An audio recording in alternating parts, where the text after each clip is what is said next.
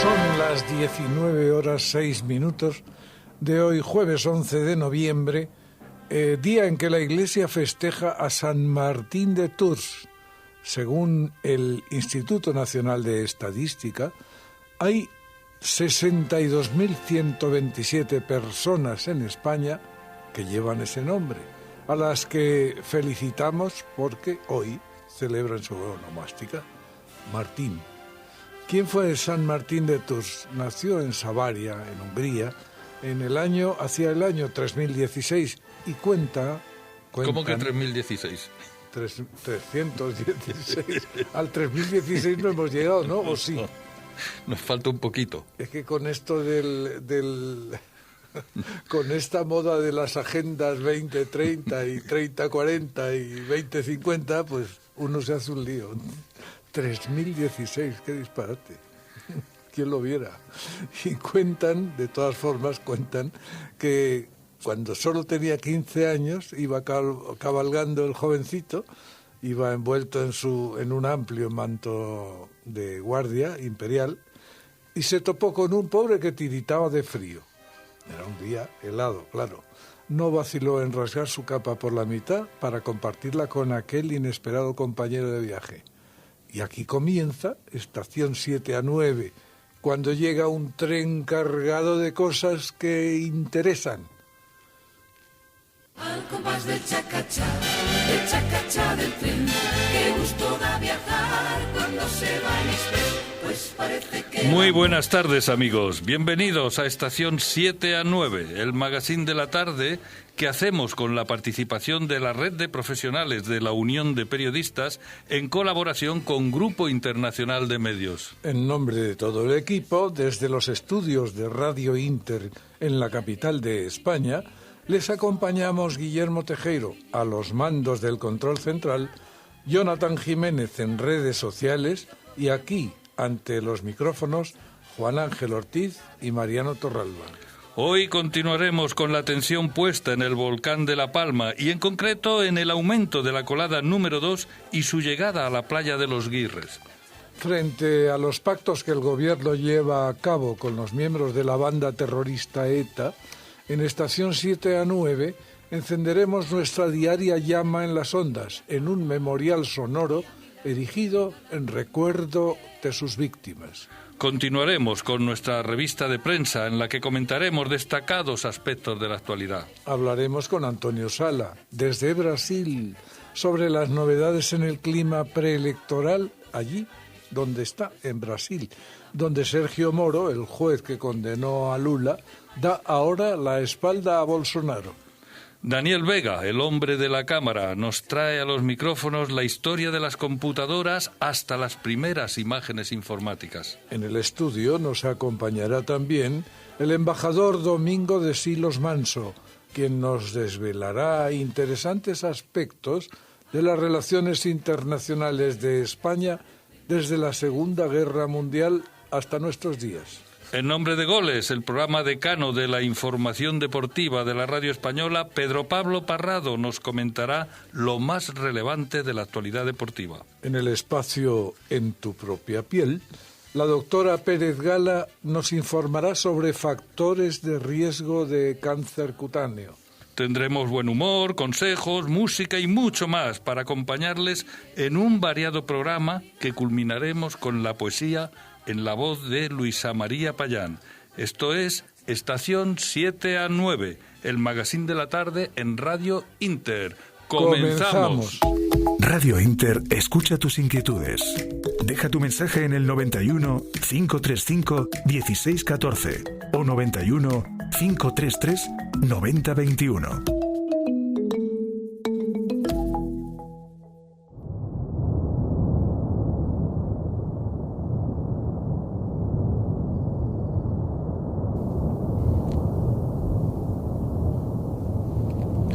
Pues estamos otra vez con el volcán de La Palma. Los científicos que siguen la evolución de este volcán están pendientes de si el incremento de la sismicidad profunda y la emisión de dióxido de azufre, SO2, que ayer arrojó cerca de 43.000 toneladas, es un repunte puntual o rompe la tendencia decreciente que venía mostrando. Francisco Prieto, portavoz del Comité de Dirección del Plan de Emergencia Volcánica de Canarias, Prevolca, ha hablado de un pequeño repunte en dos de las variables que permiten analizar el estado de salud del proceso eruptivo y ha reseñado que desde hace tiempo vienen avisando de esta posibilidad.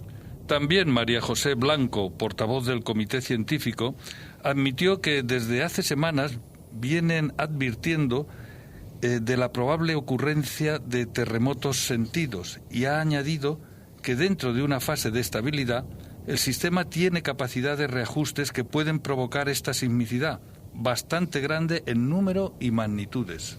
En cuanto a la evolución de las coladas, Francisco Prieto ha indicado que la lava, en principio, sigue rellenando y haciendo crecer en superficie la número 2, la que ha llegado hasta el mar en la playa de Los Guirres, y ha agregado que probablemente acabe habiendo un relleno entre las coladas 1 y 9 en los próximos días. La Inter es tu radio. Mándanos tus notas de voz, opiniones y sugerencias al número de WhatsApp 679 21 89 04. 679 21 89 04. Radio Inter. Muy cerca de ti.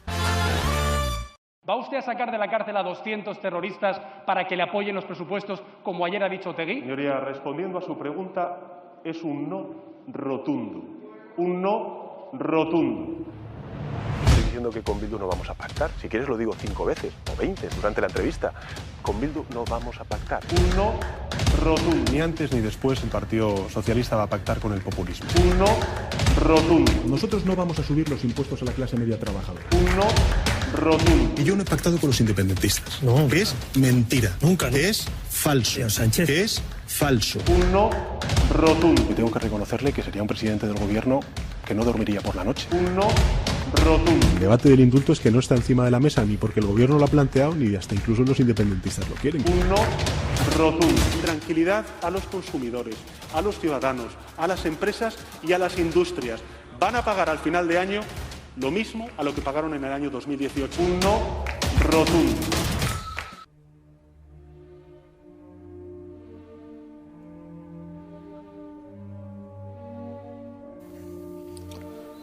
En nuestra contribución diaria a la memoria de las víctimas, repasamos uno a uno los 850 asesinatos cometidos por la banda terrorista ETA hasta 2010.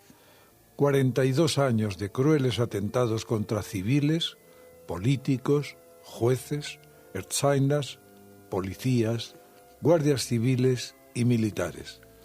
Continuamos con la relación de nombres tras los cuales están las vidas arrancadas por esa ETA que ahora descargan de culpas el gobierno de Sánchez y sus indeseables socios.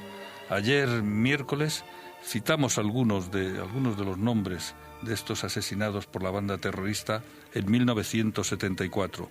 Hoy continuamos con la relación.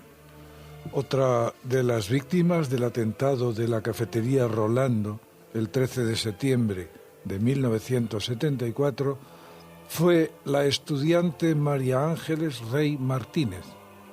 Natural de Burgos, acudió a Madrid para presentarse en septiembre a los exámenes de una asignatura de sus estudios que le quedaba pendiente.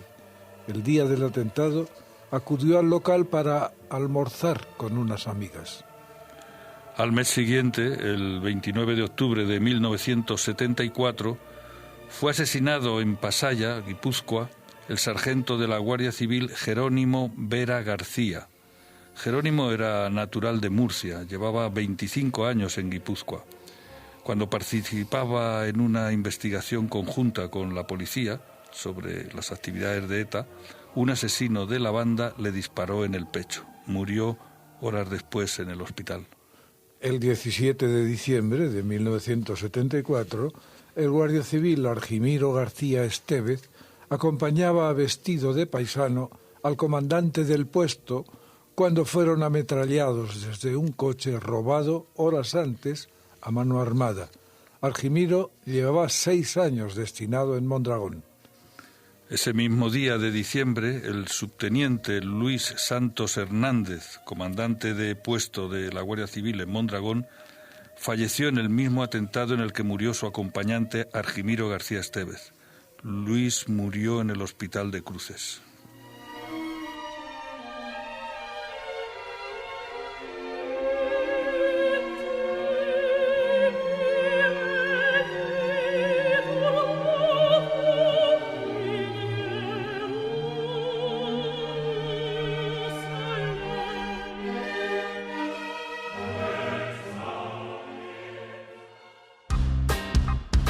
La felicidad no es la ausencia de problemas, es la habilidad para tratar con ellos.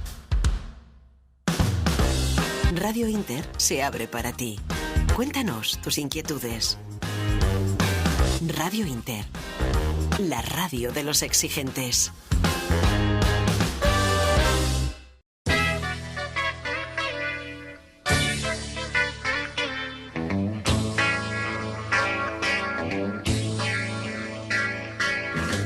Aunque Estación 7 a 9 no es un programa de noticias, sí les contamos curiosidades y apostillas sobre todo aquello que sucede y que consideramos conveniente comentar para ustedes. Bruselas ordena. Bruselas ha exigido a España que alargue el periodo que se emplea para calcular las pensiones si quiere recibir los fondos de recuperación, y el Ejecutivo ha aceptado. La medida figuró en los borradores del plan que el Gobierno manejaba en 2020, pero el documento final remitido a la capital comunitaria no lo concretó y lo dejó en una redacción ambigua. Finalmente, el Operational Agreement y el Gobierno han suscrito el documento que fija para finales de 2022 la entrada en vigor del ajuste del periodo de cómputo, alargándolo para el cálculo de la pensión de jubilación, según puede leerse en el documento divulgado a medias ayer miércoles. El Tribunal Constitucional ha notificado también ayer miércoles la sentencia con la que declarara ilegales la prórroga de 6 meses y la delegación de competencias a favor de las comunidades autónomas durante el segundo estado de alarma. Por 6 votos a 4, el tribunal considera que el Congreso quedó privado primero y se desapoderó después de su potestad para fiscalizar y supervisar la actuación del Gobierno. Así operó a sus anchas el caballero Sánchez. En cuanto al tiempo, que se alargó la alarma, declara que la determinación temporal de aquella prórroga de 6 meses se realizó de un modo inconsistente con el sentido constitucional, que es propio del acto de autorización, y sin coherencia alguna, incluso con las razones que el Gobierno hizo valer para instar la prórroga finalmente concedida. Ayuso arrasó en televisión la noche del martes. Se armó un revuelo tal que incluso Pablo Motos se sorprendía y tenía que pedir un poco de calma, asegurando además que este recibimiento no se lo suelen hacer a todos los políticos, a lo que Díaz Ayuso respondería: yo soy muy llorica, a ver si vamos a empezar ahí con la lágrima fácil. La participación de Isabel Díaz Ayuso en El Hormiguero ha propiciado todo tipo de lecturas políticas sobre sus declaraciones. La presidenta de la Comunidad de Madrid comunicó con palabras, gestos y represiones. Expresiones. Sí, es que uno está acostumbrado a las represiones.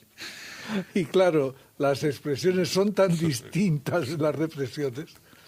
José Luis Martín Ovejero, experto en análisis de la comunicación gestual, llegó a esta conclusión. Si tuviera que resumirlo en una palabra, diría seguridad. Fue fresca y natural. Cuando una persona siente una emoción básica con intensidad, como la alegría, la tristeza o el enfado, el rostro lo va a decir siempre. Cuando transmitía enfado, dice, con sus palabras, tenía microexpresiones de ira. Un ejemplo fue cuando le preguntaron por Pedro Sánchez y habla de los cambios en educación. Como es lógico, ahí tiene una pequeña microexpresión de enfado en ese momento. ¿Cómo no iba a enfadarse?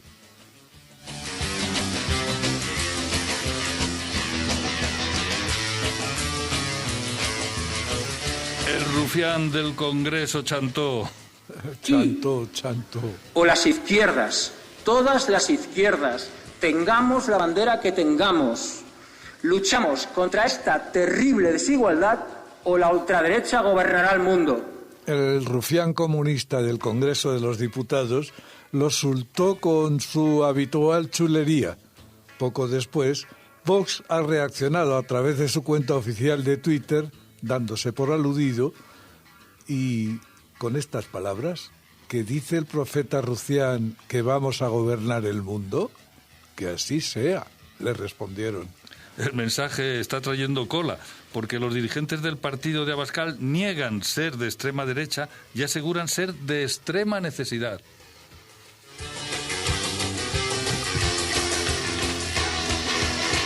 Aviones rusos sobrevuelan Bielorrusia en su zona fronteriza con Polonia. El gobierno de Polonia tiene sobre la mesa una batería de medidas para responder a la presión migratoria en su frontera, entre las cuales figura el cierre total de los pasos con Bielorrusia y la invocación de consultas dentro de la OTAN.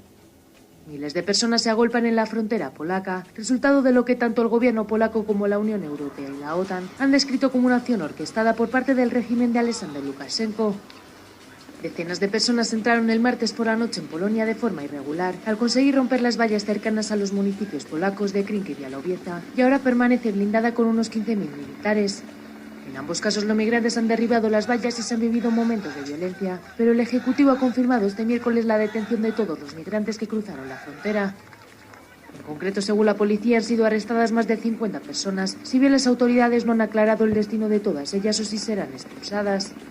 Las tensiones entre Bielorrusia y Polonia han ido aumentando en las últimas semanas debido al creciente flujo migratorio procedente de suelo bielorruso hacia las fronteras exteriores de la Unión Europea.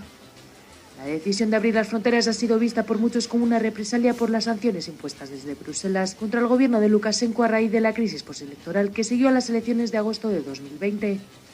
La Organización Internacional para las Migraciones estima que al menos 11 personas han muerto en las fronteras entre Bielorrusia, Polonia y Lituania en lo que va de año. Moscú y Minsk no dudan de que el despliegue militar de Polonia en su frontera con Bielorrusia pretende algo más que detener el flujo de migrantes ilegales. El presidente bielorruso, Alexander Lukashenko, sugirió ayer que Polonia busca una guerra y la crisis migratoria, según su opinión, no es más que un pretexto para reforzar su dispositivo bélico en la frontera con Bielorrusia. Puso como ejemplo el envío de tanques que a juicio de Lukashenko no sirven para dispersar migrantes. Así que, para enviar una señal de firmeza a Polonia y a la OTAN, 2 bombarderos rusos Tu-22M3 efectuaron hoy vuelos de reconocimiento en el espacio aéreo bielorruso, en la inmediata proximidad de su frontera occidental.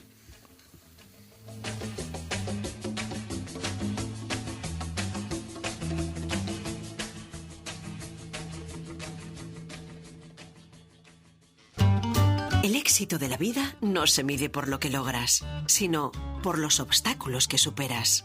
Radio Inter. Optimista, veraz y transparente.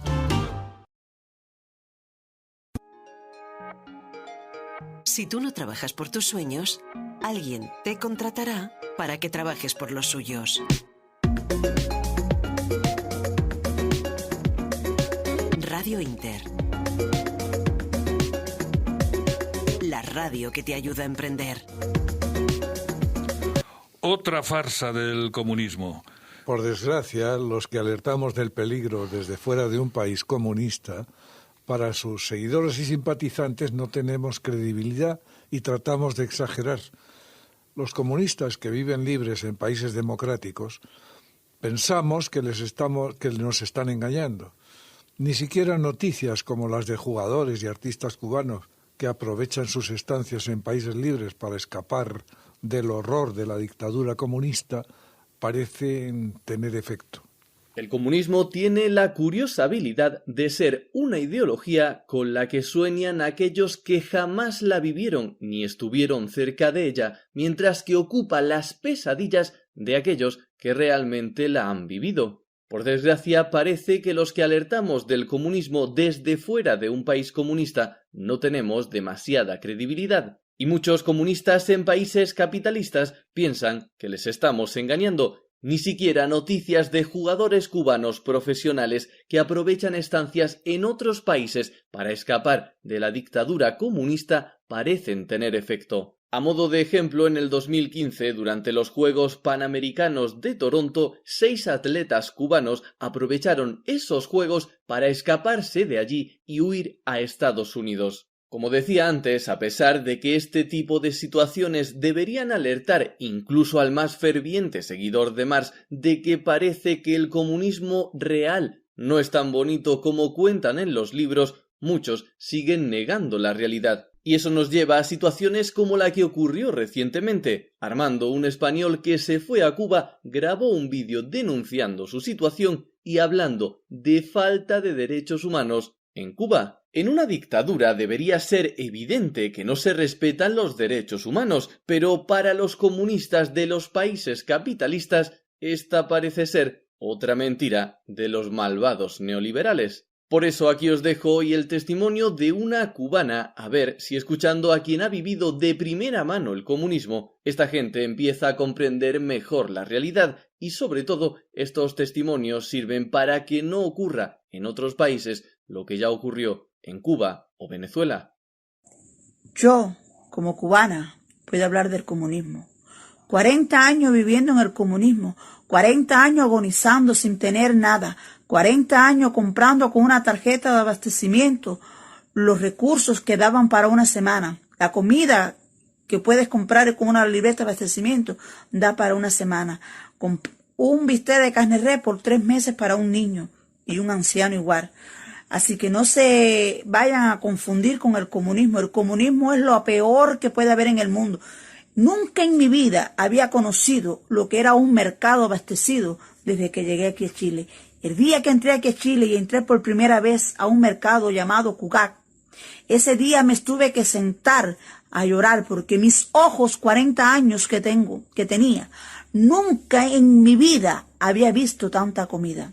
En mi vida había tenido todo lo que tengo hoy en día. Ustedes no saben lo que es vivir bajo represión. Ustedes no saben lo que es que si usted protesta, se lo llevan preso y lo detienen. Porque en Cuba no se puede protestar. Porque Cuba es una máquina mafiosa, una máquina comunista que te despoja de todo lo que tú tienes y te entierra sin saber dónde te enterraron. Yo tuve que irme de Cuba, soy expatriada. Y tuve que caminar todos estos países para llegar aquí a Chile, porque mis intenciones era irme a Estados Unidos. Y hasta aquí pude llegar porque era hasta donde me daba el dinero y tenía mucho miedo a la travesía. Y mis ojos nunca habían visto tanto lo que yo he visto aquí en Chile. ¿Ustedes saben cuántos pares de zapatos puede llegar a tener una persona aquí en Chile? Más de 8 y 10 pares de zapatos. Jamás una persona tener esa cantidad de zapatos en Cuba. Jamás un niño poder llevarse a la boca un yogur diario. Estás escuchando Radio Inter. Doctor Luis Gutiérrez, tengo dudas entre varios laboratorios a la hora de comprar productos con ingredientes naturales. ¿Qué criterios deben cumplir? Hay normas estrictas de fabricación reconocidas internacionalmente y conformes a la legislación que avalan la calidad y seguridad alimentaria. IFS, GMP o normas ISO, entre otras. Siempre revisa que cumplan las máximas garantías. Gracias, doctor. Lo tengo claro entonces. Elijo Marnis porque Marnis cumple con todas estas certificaciones y su calidad está garantizada. Más información en marnis.es. Cáritas Diocesana de Madrid sale al encuentro de las necesidades que muchas personas y familias siguen viviendo en este contexto de crisis. Y por ello llamamos a la solidaridad de todos, porque juntos podremos lograr más. Juntos saldremos al encuentro de los que más necesitan y llevaremos la esperanza a muchos hogares que tienen un futuro incierto. Comparte solidaridad. Cáritas Madrid. Dinafen Plus es un complemento alimenticio desarrollado entre otros ingredientes a base de vitamina C, zinc, cobre y selenio, que contribuyen al normal funcionamiento del sistema inmunitario. Este otoño toma Dinafen Plus o Dinafen Infantil. Protege a toda la familia y solicita Dinafen Plus o Dinafen Infantil en laboratoriosmaen.es o en el 669 56 17 68. Apunta 669 56 17 68 y consigue tu Dinafen Plus ya. Recuerda que por ser oyente de Radio Inter disfrutarás de un descuento especial en la compra por teléfono de la gama Dinafen Plus. Promoción válida hasta el 31 de diciembre de 2021. Consulta las bases legales de la promoción en laboratoriosmaen.es.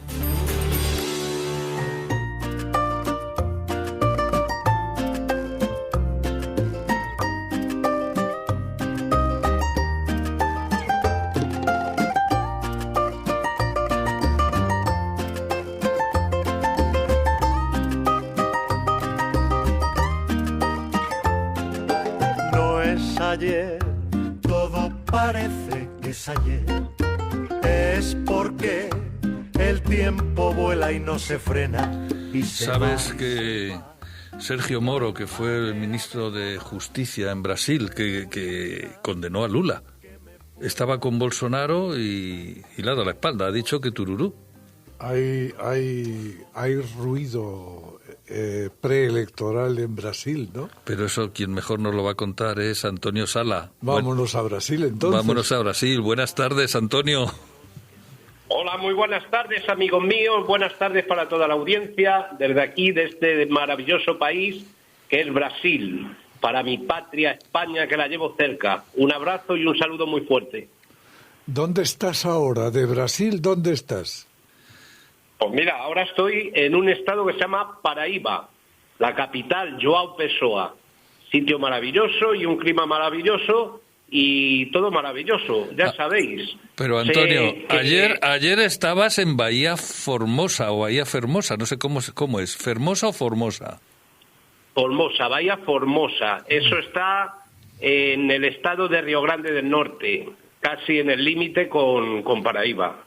Entonces estuve 2 días, igual, es un clima maravilloso, todo el nordeste, tiene unas playas, tiene un clima espectacular, la gente de aquí muy hospitalaria.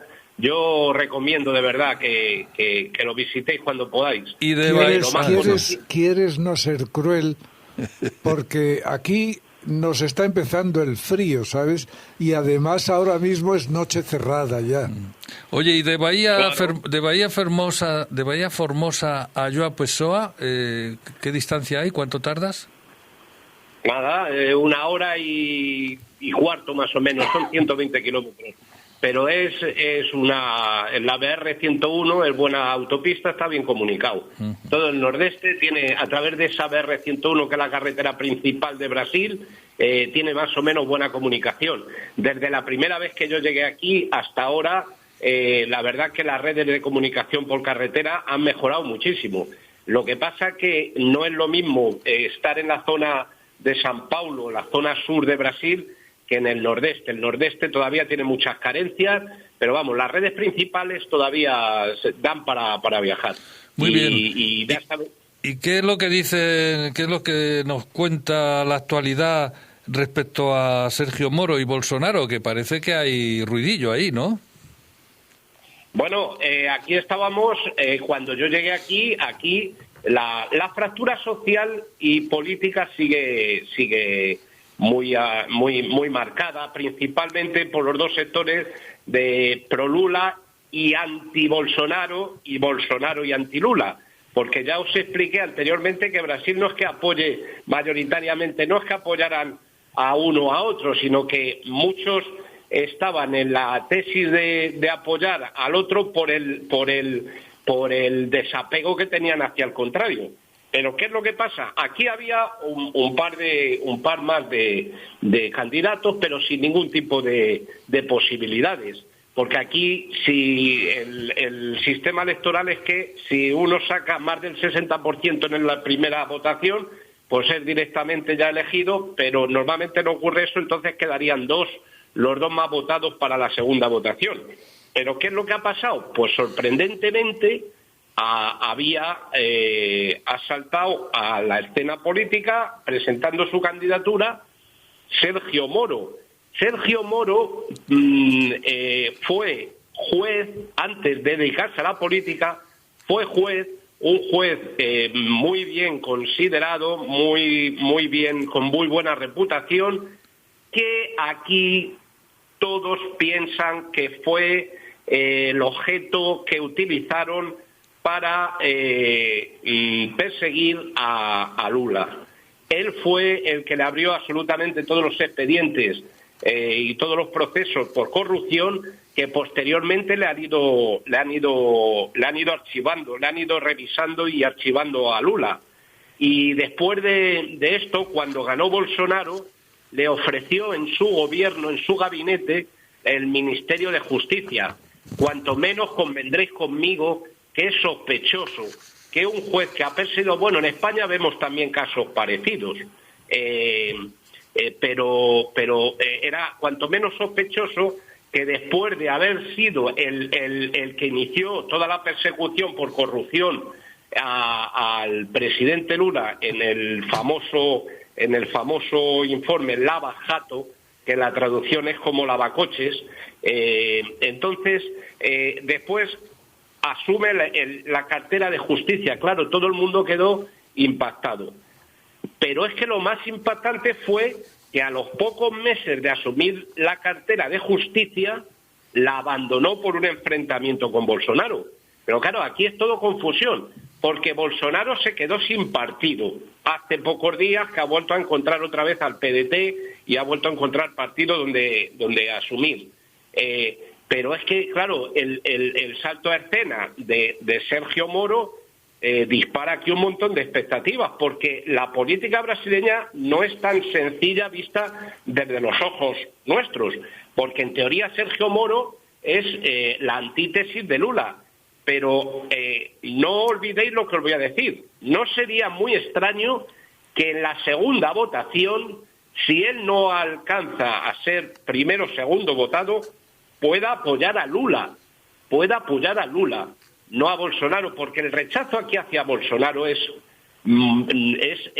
enorme. Aquí a Bolsonaro es verdad que tiene muchos incondicionales, pero el rechazo es superior. Yo cuando oigo hablar de que Lula ha sido un corrupto, vamos a ver, sin hacer daño a la forma de ser del brasileño, pero es que en Brasil el tema de la corrupción es como que está aceptado de aquella manera.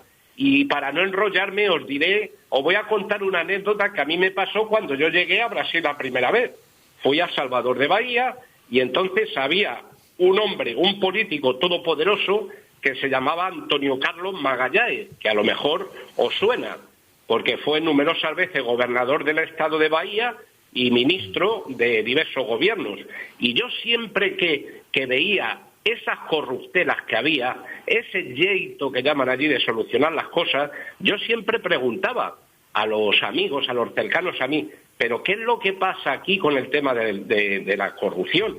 ¿Cómo vosotros no estáis viendo lo que está pasando con este Antonio Carlos Magalhães?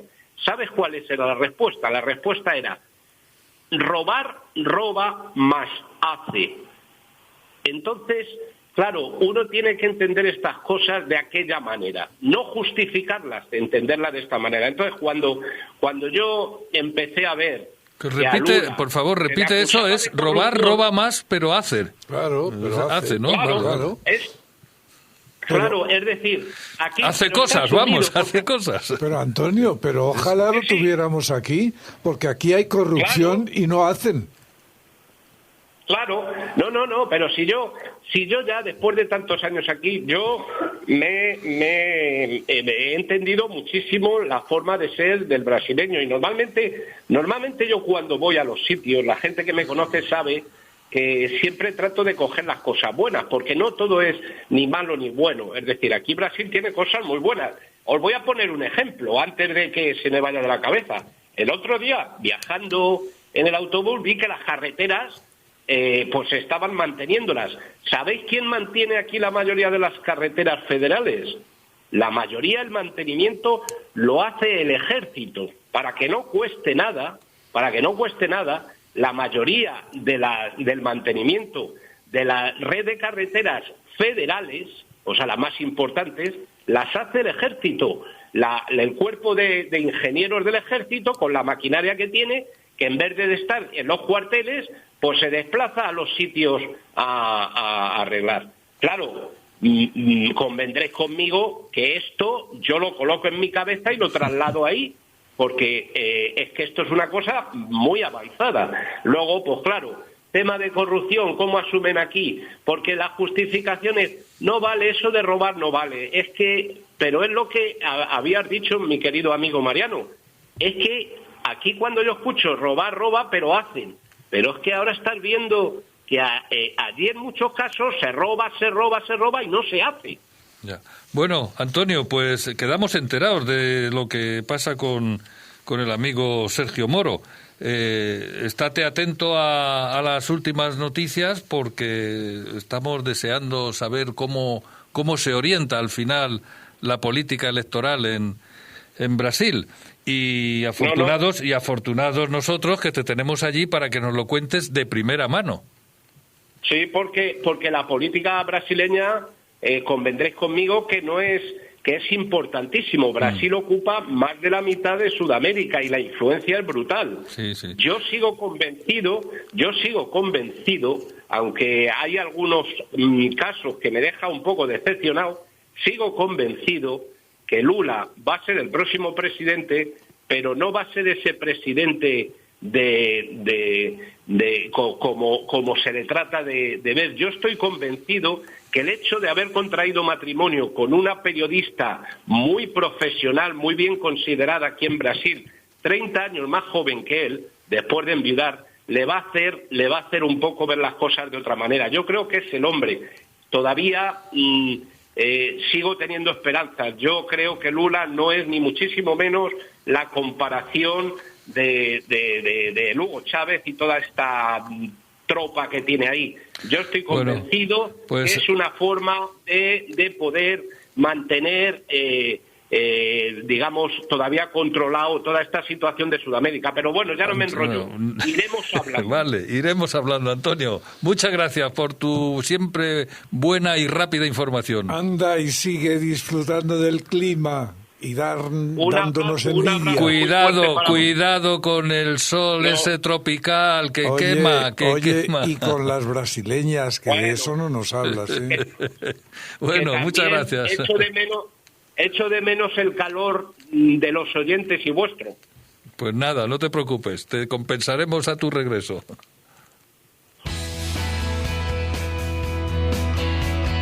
No cuentes los días, haz que los días cuenten.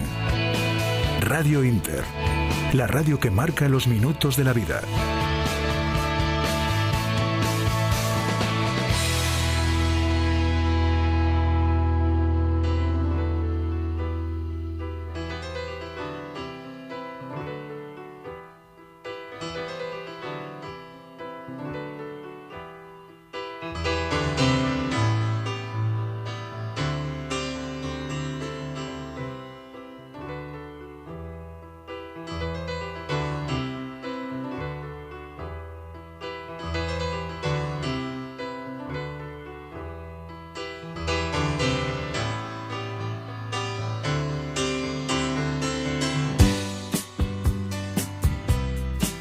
Bueno, pues con el año del gato, The Year of the Cat, recibimos con esta maravillosa música al hombre de la cámara, Daniel Vega. Buenas tardes. ¿Qué tal? Buenas tardes. Doctor de verdad en Bellas Artes y además fotógrafo. Quienes tengan la suerte de podernos ver a través de Internet podrán ver aquí está, aquí a mi izquierda, para ustedes a la derecha de la pantalla, podrán ver a Daniel, por fin le pueden ver ahora. Bueno, cuánta responsabilidad. Hoy nos traías como asunto algo relacionado con la informática, ¿no? Bueno, en estos momentos Mariano le está enseñando a Daniel un monitor improvisado con su teléfono móvil. La emoción de la novedad. Juguetón, ¿eh?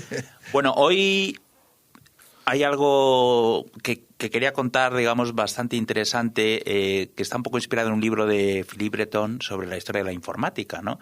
Y cómo entender, digamos, cómo hemos llegado a donde estamos de una forma bastante lógica y gráfica. Y entonces, bueno, el ordenador ancla su origen en el control del tiempo. Un ordenador necesita tener una referencia temporal para operar, moverse, es decir, Y entonces esto, pues ya desde la época de los griegos, digamos, con los relojes solares, ¿no? O con las clepsidras, que eran relojes de agua, pues ya se intentaba no solamente controlar el tiempo, sino tener los relojes sincronizados en Grecia. O sea, que había cierta sincronía, y cuando, digamos, las condiciones climáticas o se hacía de noche impedían pues saber la hora, se inventaron los relojes de agua, que son muy sencillos. Es básicamente poner una tinaja que se vaya vaciando poco a poco, ir marcando, digamos, el transcurso del tiempo, y con eso, digamos, se tenía, digamos, una referencia horaria cuando no se podía tirar de los relojes de sol. Y bueno, tenemos los relojes de arena, que no se sabe muy bien de cuándo son, pero aproximadamente del siglo XII ya hay referencias en dibujos y en grabados, y bueno, es el mismo principio, básicamente. Lo que pasa que, bueno, es interesante porque es un elemento autocontenido, es decir, genera sus tiempos sin necesidad de una... Bueno, y de ahí pasamos a las computadoras. No, pero todavía no. Pasamos al reloj mecánico. No seas nervioso. Pasamos primero al reloj mecánico, que esto yo creo que le interesará a mucha gente, hay mucho aficionado a los relojes. Yo no soy especialmente aficionado, pero el primero fueron en Italia en el siglo XII o XIII, creo que eran sencillamente una sola aguja, que era la aguja de las horas, y con unos desfases diarios bastante tremendos, ¿no? Entonces, a medida que se le añade el péndulo, que fue responsable Galileo, y digamos, añade el minutero, digamos, ya tenemos el tiempo controlado en un dispositivo que regula su propio movimiento, es decir, que se le da cuerda y él mismo, de forma autónoma, es capaz, digamos, de dar la hora. Eso sería una parte. Luego tenemos, no sé si conocéis los autómatas, hay muchísimos, muy famosos. El autómata ya incluye el concepto que hablamos otro día como de algoritmo, ¿no? Y algoritmo no es otra cosa más que el desarrollo de una serie de acciones, y en este caso motivadas por un movimiento regular.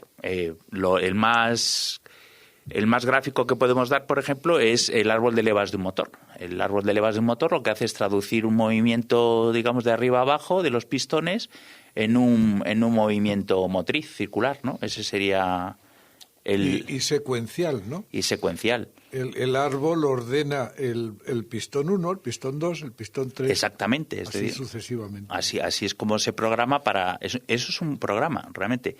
Aunque su apariencia física sea digamos, una especie, pues quien no sepa que es un árbol de levas, es como un tubo con una serie de, digamos, engranajes o distintos tipos de muescas que hace que haya una programación.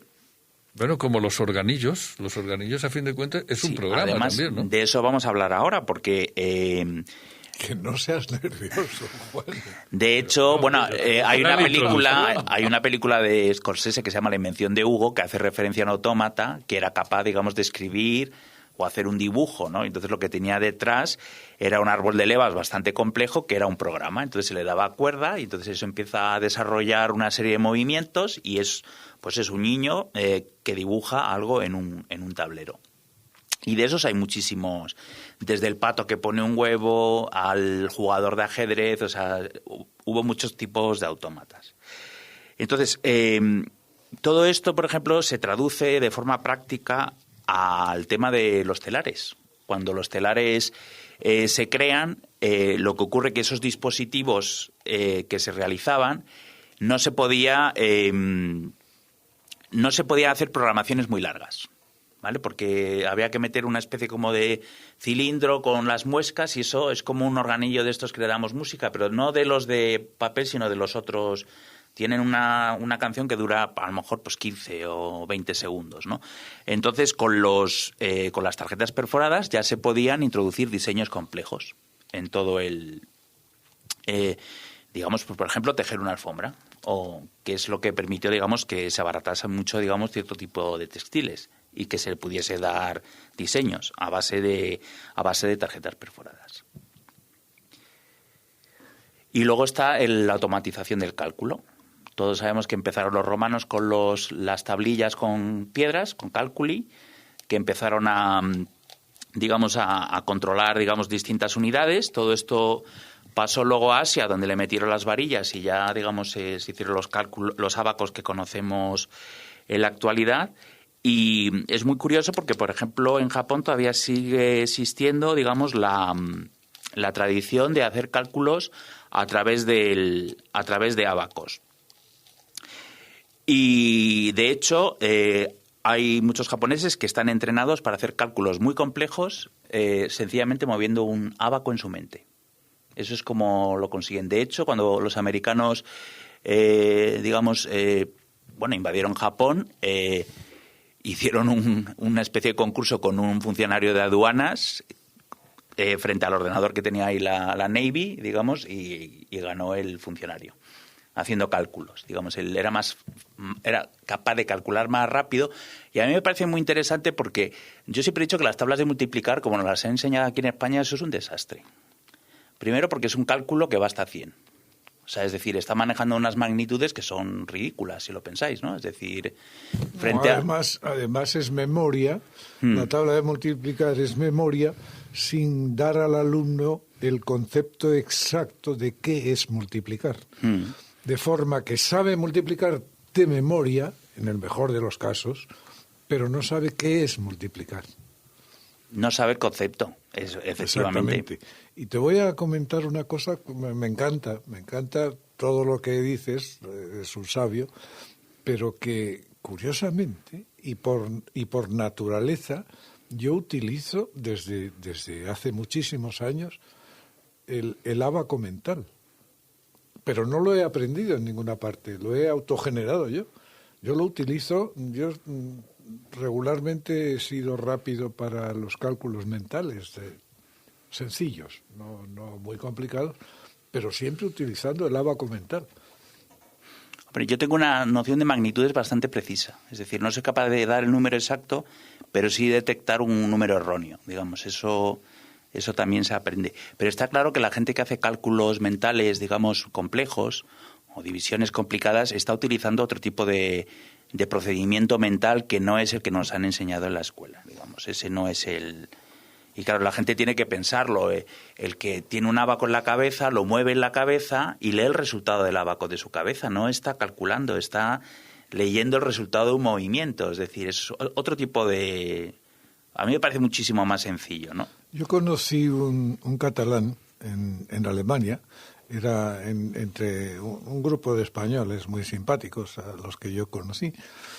Conocí un catalán que se llamaba Bouillet, que comentaba, era un inmigrante a Alemania, comentaba de su madre, tenía una pequeña taberna en Cataluña.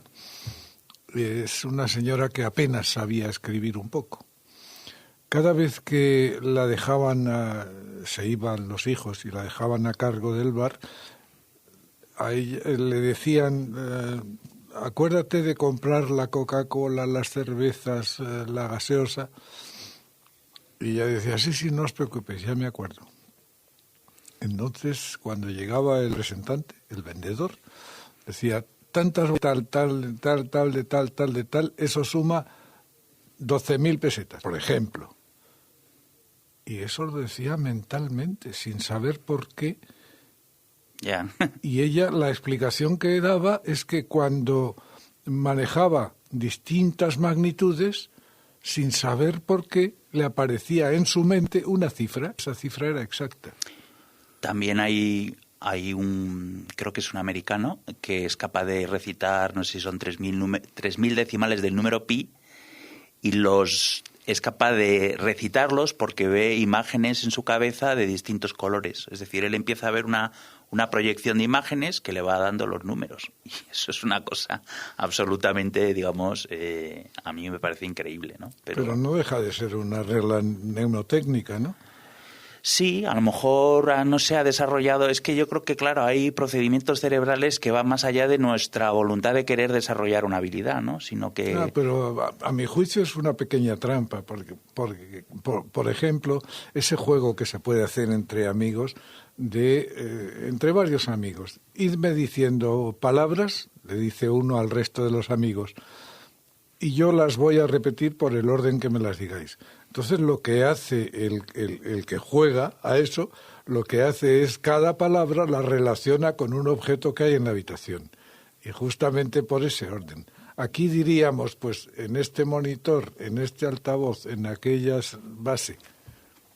Entonces, es una pequeña trampa, es una pseudo regla mnemotécnica. Nos llega la hora, es que siempre la conexión nos amenaza, pero tú te quedas, por favor, porque es luego muy seguimos, interesante. que estamos en un momento interesante. Si me quieres como yo te adoro, si de mí te acuerdas como yo de ti. Y a veces escucho un eco divino que envuelto en... Radio Inter, tu gran compañía.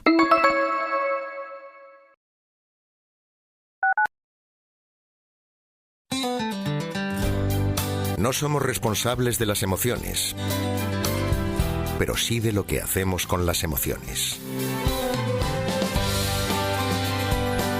Los programas más variados para ti en Radio Inter. La luz hacia el conocimiento. Hola amigo, soy Pepe Martínez. ¿Te suena esto? El programa de los conductores vuelve a la Inter. Vuelve Gaceta del Motor, un programa de servicio público con el automóvil como hilo conductor. Hablamos de coches nuevos, usados, de tráfico, multas, de talleres, de seguros, de ITV, de deporte. Y por supuesto, atendemos todas tus consultas. Los domingos de 12 a 2 en la Inter. Radio Inter, tu gran compañía.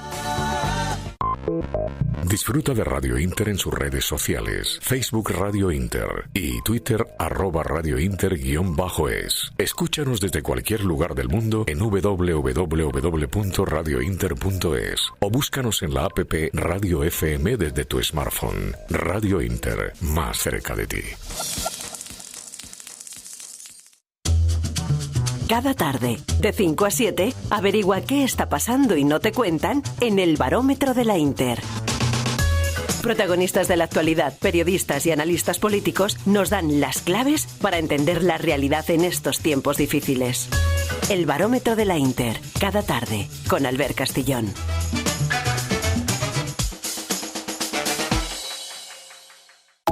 Radio Inter escucha tus inquietudes. Deja tu mensaje en el 91 535 1614 o 91 533 9021.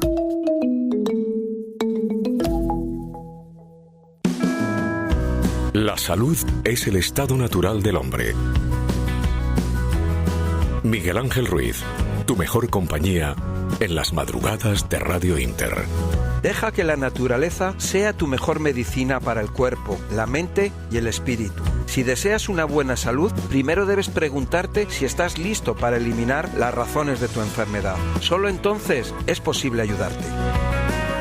Miguel Ángel Ruiz, en las madrugadas de Radio Inter, más cerca de ti.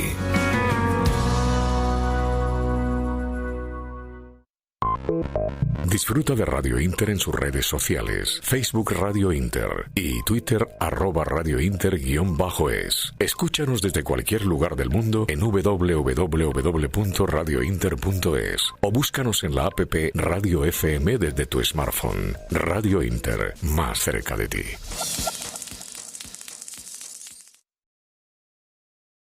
Radio Inter, tu gran compañía.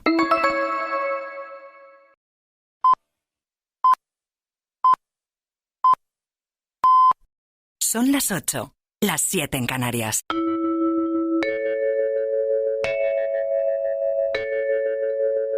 Radio Inter. Desde Madrid para el mundo.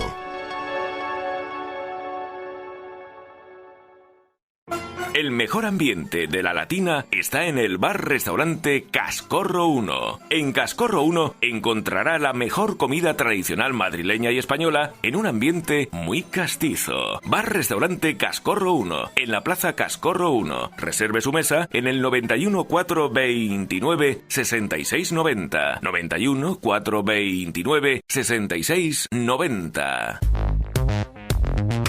La oxigenación de las células es la principal fuente de salud.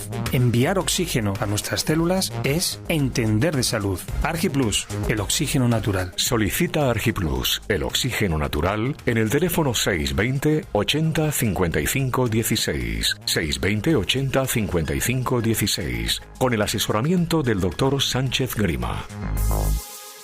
Ay, qué dolor. ¿Tiene dolor de huesos, tendones, músculos, dolores que no te dejan ser feliz? Ha llegado a España el novedoso sistema que desinflama y alivia o acaba con los dolores. Se llama Artropos. Es una terapia natural. Artropos inyecta calor con termopercusión. Adiós a los dolores. Donde tienes dolor, llega el calor de Artropos. Consulta previa gratuita. Reserva tu turno llamando al 91 457 8047. 91 457 8047. Adiós al dolor con Artropos. Ay, qué alivio, por fin. Porque el dolor le tiene miedo a Artropos. En el corazón de La Latina, Restaurante El Camarote. En el restaurante El Camarote disfrutará de todo tipo de comidas y raciones con una relación calidad-precio inmejorable. El Camarote está en la Plaza Puerta de Moros 8, Metro La Latina. Reserve su mesa en el 91 348 39 20. 91 348 39 20. Coraje no es tener fuerzas para seguir, sino seguir aunque no tengas fuerzas. Magdalena Romo, directora de Vivir en Salud. El lugar que tienes para vivir es tu cuerpo y tu mente. Te invito a escuchar todos los sábados Vivir en Salud, el programa de radio que reúne a los mejores profesionales de la medicina y la salud. Porque el que tiene salud, tiene esperanza. Radio Inter, dinámica, comprometida y más cerca de ti.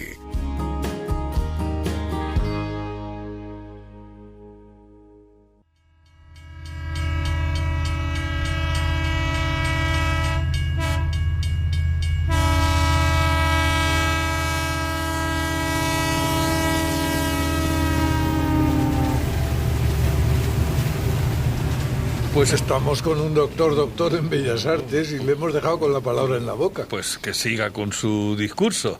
A ver, nos habíamos quedado en las calculadoras, ¿no? No, en los abacos. En los ¿no? abacos. Entonces el abaco... Es una calculadora, a fin de cuentas. Es una calculadora, pero aguantó muchos siglos, digamos, como el elemento que se usaba para calcular, hasta que en el siglo XVI, John Napier, el autor del logaritmo neperiano, para que inventó los huesos o tabla de Napier, que era para multiplicar. Que no era una máquina en sí, pero sí que es verdad que eran unos rodillos con unos números que te permitían hacer cálculos bastante complejos, digamos, en poco tiempo. Y ahí empezaron a desarrollarse máquinas, ¿no? La Pascaline, que fue una de las primeras, que esa acabó siendo una curiosidad. Luego Wilhelm Schickard también sacó otra calculadora, pero el diseño que ya se convirtió en normativo fue el de uno de Schuster, que es el origen de las calculadoras mecánicas que empezaron a aparecer por todos lados. Habrá gente, digamos, de la audiencia que habrá visto alguna, pero, digamos, por ejemplo, las cajas registradoras antiguas, en cierto modo, digamos, parten de ese principio de funcionamiento. Entonces, ya tenemos, digamos, una calculadora que industrializa el cálculo, fundamental en el siglo XIX. Imaginaros lo que suponía en aquella época con el comercio, los cálculos, las compañías de seguro, los cálculos de proyectiles. O sea, había muchas cosas que necesitaban, digamos, de máquinas cada vez más rápidas para calcular. Y en el siglo XIX también surge el concepto de ordenador, con la máquina diferencial de Charles Babbage, que ya incluía la posibilidad de introducir un programa, de introducir unos datos, de tener una memoria y de imprimir un resultado. Con objeto, según él, de evitar, digamos, la cantidad de ratas y fallos que había en los manuales de, por ejemplo, de navegación, que generaban muchos errores en los cálculos y eso podía derivar en un desastre, digamos, en un accidente. Y bueno, vamos a terminar con las máquinas de tabular.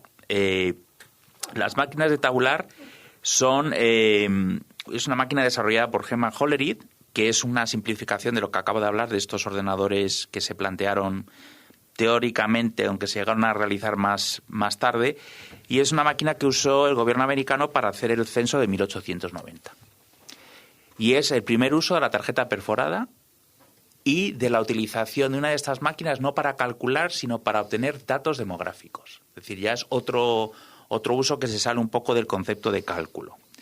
Y entonces, al hacer este censo, lo que consiguió es reunir más datos y recopilarlos en 3 años frente a lo que se tardó el anterior censo, que fueron 7.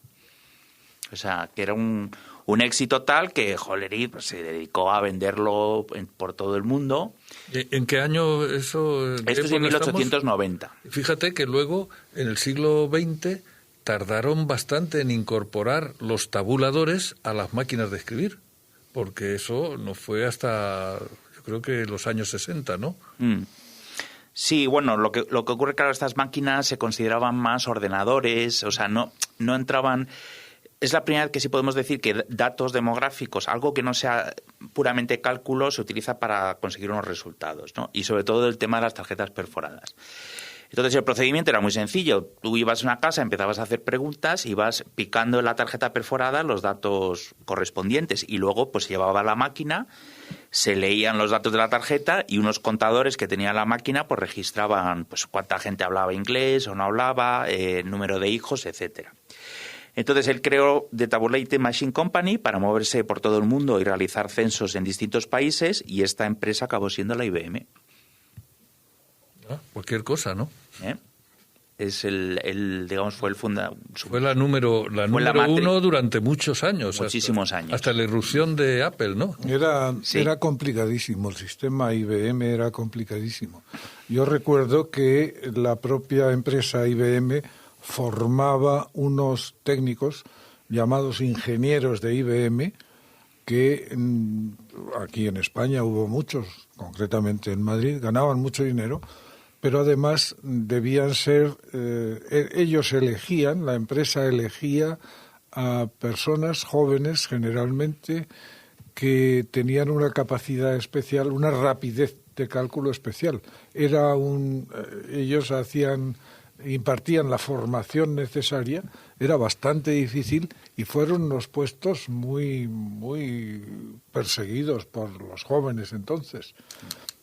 Tanto que ya ingenieros de carrera iban a ser ingenieros de IBM. Bueno, pues Daniel, esto es tan interesante que tendrás que hacer una segunda parte de esto. Sí, esto requiere una segunda parte. Todavía no ha aparecido la imagen en el ordenador, digamos. Pues en la segunda parte asistiremos a la aparición de la imagen informática. Pues muchas gracias por tu intervención, Daniel, y hasta la semana que viene. La vida es como una bicicleta. Para mantener el equilibrio, tienes que seguir adelante. En Radio Inter, las opiniones son libres, los hechos son sagrados. Radio Inter, la magia de la radio.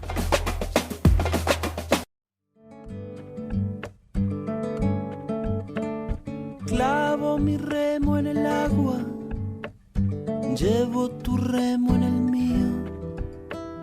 Creo que he visto una luz al otro lado del río.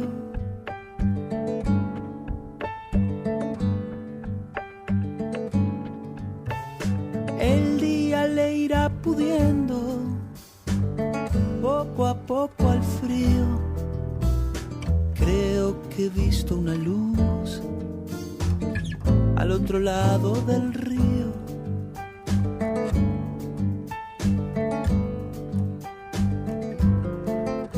sobre todo creo que no todo está perdido.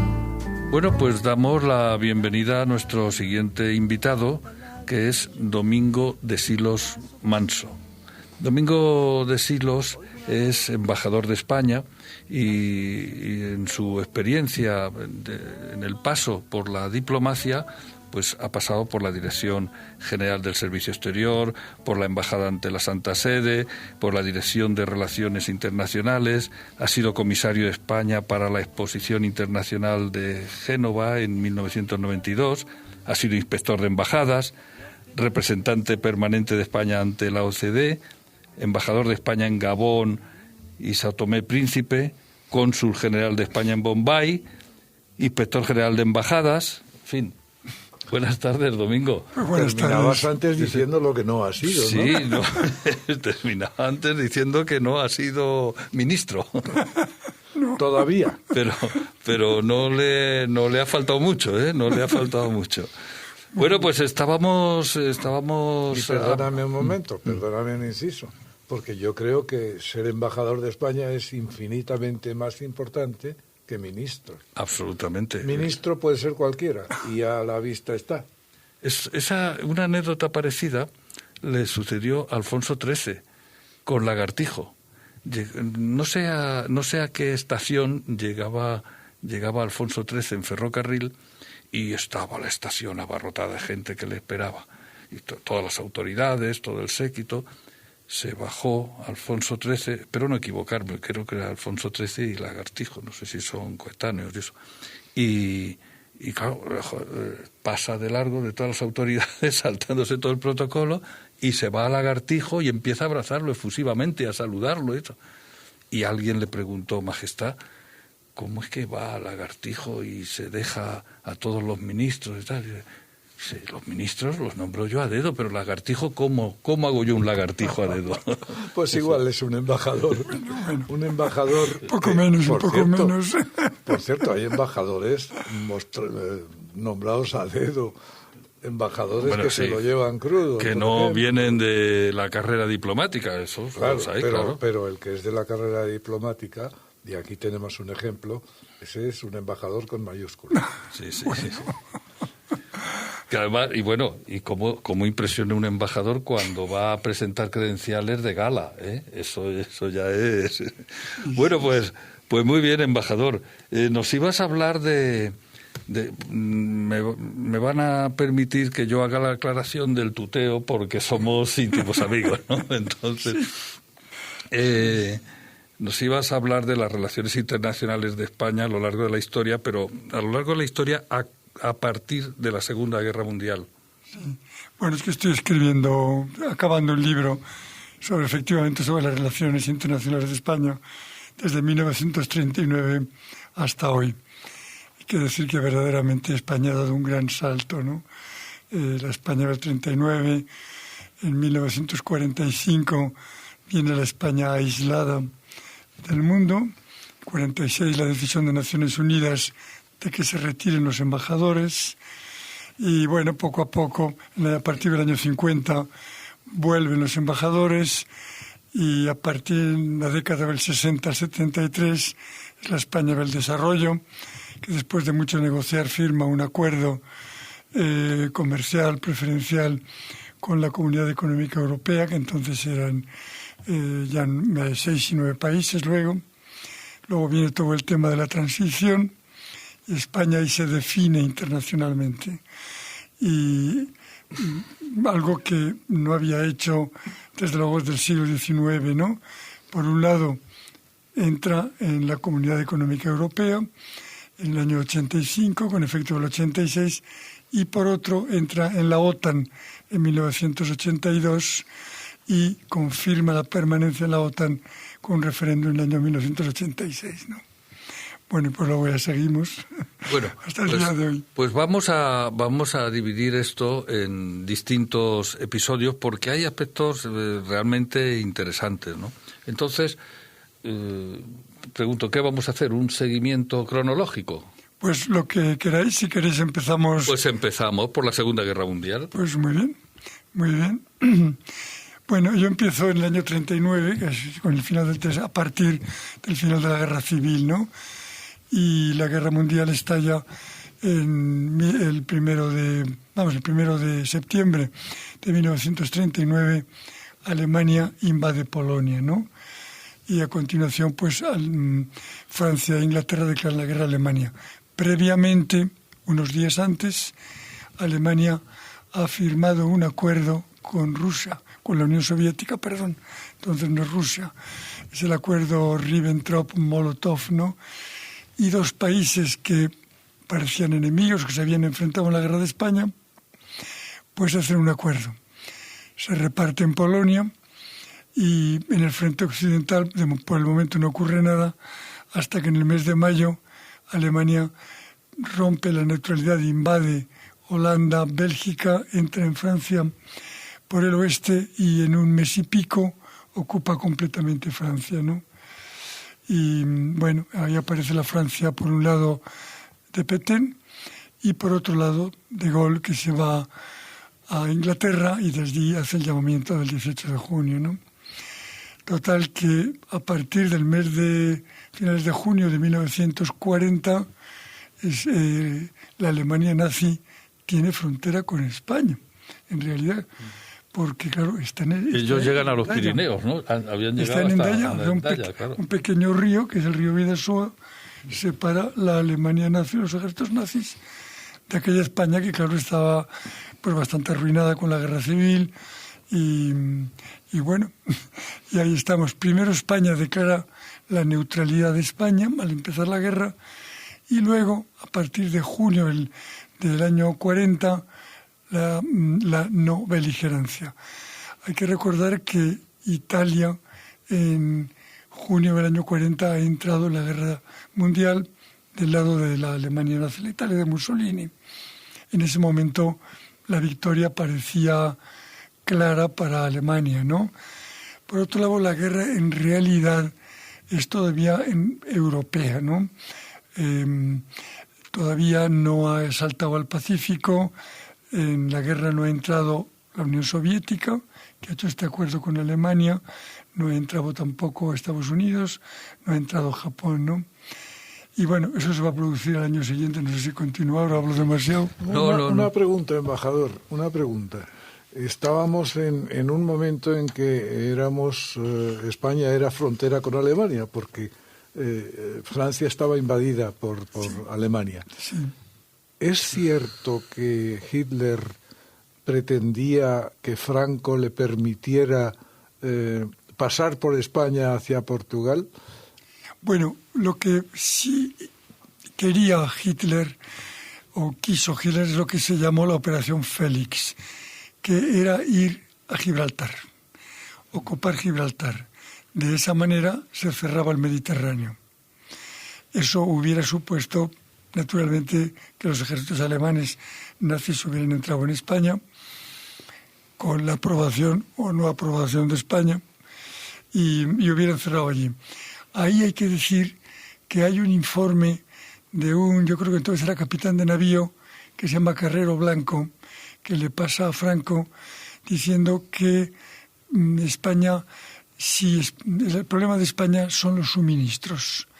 Y los suministros de España, de comida, de petróleo y de muchas más cosas, fundamentalmente pues venían de los países que van a ser los aliados, que los que además tienen, por un lado controlan el canal de Suez y por otro lado tienen flotas mercantes para traer cosas a España. De manera que la entrada de España en la guerra significaba que tenían que darle todos esos abastecimientos a Alemania. Estaba Alemania capacitada para hacerle todo eso a España. Franco además quería modernizar el ejército español, que era muy anticuado, sobre todo en tanques y aviones. Y por último, Franco lo que le pide es que se le dé una parte del Marruecos francés, o el Marruecos francés, una parte de Argelia, del Oranesado, y algo de Camerún, es decir, de las colonias francesas, ¿no? Claro, eso suponía, obviamente, romper la colaboración de Alemania con con el régimen de Petén, de Vichy. Hay un chascarrillo, había un chiste que decía que están Franco y Hitler hablando, y Franco le dice a Hitler, no, mire usted no puede penetrar a España, es que es imposible, usted no puede entrar a España, eso. Dice, ¿me lo va a impedir usted? Dice, no, yo no, la Renfe. Esto, quiero decir, la diferencia, ahora llevaba al terreno serio, la diferencia del ancho de vía fue uno de los factores que sopesaron a la hora de entrar, porque claro, Hitler, para atravesar los Pirineos con sus tanques y todo su aparato armamentístico, con la diferencia de ancho de vía, que entonces no existían los adaptadores, era complicado. Eso... ¿Sabes que según dice cierta historia, eso fue una previsión española para evitar la invasión desde Francia? El distinto ancho de vía. Sí. Porque parece ser que nuestro ancho de vía es igual que el de Rusia, ¿no? El de Rusia tenía el mismo ancho que España. No lo sé. Lo que sí sé es que es como 10 o 12 centímetros más ancho que la vía normal europea. Ahora con los AVE ya la vía se ha igualado. Hombre, Alemania lo que tenía eran unos ejércitos en ese momento pues muy bien organizados. Ellos hacían la guerra relámpago, que llamaban la Blitzkrieg, aquella, ¿no? Se comieron Polonia en muy pocos días. Y posiblemente, efectivamente, eso hubiera sido un hándicap, supongo. Pero, en fin, lo hubiera supuesto. Hay una referencia que he encontrado en el libro que escribe el primo de Franco, Francisco Franco Salgado Araujo, que le llamaban Pacón, sí, que fue secretario de Franco. Y entonces él cita, claro está que lo cita más tarde, ¿no? Mis conversaciones privadas con Franco, que Franco le cuenta que Hitler, después de la entrevista, dice Franco, comprendí claramente que el Führer no quedó muy satisfecho de la entrevista. Estaba endiosado y por eso no hacía caso del consejo de los generales, ¿no? Bueno, y la verdad es que ejército sí tenía en ese momento Hitler. Sí, la verdad que era pues la máquina de guerra más poderosa que existía en aquel momento, ¿no? En Europa. Fíjate que acabó con Francia en mes y pico. La invadió por el oeste para evitar la línea Maginot, que lo normal hubiera sido que Alemania hubiera atacado a Francia por su frontera. Lo que era sorprendente además era la capacidad del ejército alemán de mantener varios frentes simultáneamente. Ese fue su error. Ese fue el error. Hombre, claro, no pudo abarcar todo. Sí. Pero además es que lo curioso en la historia universal referida a Europa, en este caso, es que Hitler cayera en el mismo error que Napoleón con su intento de invadir Rusia, de dominar a Rusia, al gigante ruso, además. Ya sabes que hay una frase que decían, es fácil invadir Rusia y es imposible ocuparla. Claro. De hecho llegaron hasta... Bueno, yo he tenido la fortuna de recibir testimonios directos porque he tenido 2 tíos maternos míos en la División Azul, precisamente. Y luego hay una cosa también que es llamativa, ¿no? Que es la posición de España con respecto a Japón según evolucionaban las circunstancias en el momento, ¿no? España, digamos... Le pasó un poco como a Italia, ¿no? Que primero estuvo de un lado y luego del otro. Bueno, España en el frente, vamos a llamarle europeo, en la guerra europea, pasa por 3 etapas. La primera es la neutralidad, la segunda es la no beligerancia y la tercera en el año 43, a partir del 43 en el mes de octubre, que es de nuevo la neutralidad. En parte bien presionada por Estados Unidos y por Inglaterra, ¿no? Estados Unidos la amenazó con cortarle el suministro de petróleo si no volvía a la neutralidad, que significaba además retirar la División Azul que estaba en Alemania. Claro, embajador, es que España también estaba en cierta deuda con Estados Unidos, porque Estados Unidos le proporcionó a Franco para la contienda todo el combustible a través de del Chevron, Caltes, o sea, Caltes Texaco. En realidad, el régimen de Franco, la dictadura de Franco, como todo el mundo le llamaba, vamos a decir que era impopular o muy impopular en Francia, sobre todo, en Inglaterra bastante y también en Estados Unidos, los combatientes, las brigadas internacionales, etcétera, ¿no?, que había por allá. Bien es verdad que en el año 42, en noviembre, se produce el desembarco norteamericano aliado en el norte de África, la Operación Torch, que llaman ellos. Y Roosevelt, que no le tenía particular simpatía a Franco, le manda una carta asegurándole que no va contra España y que no van a tocar las colonias que España tenía en ese momento en África, ¿no?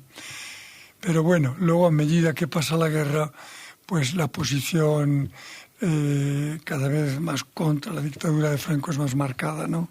Tanto en Inglaterra como en Estados Unidos, ¿no?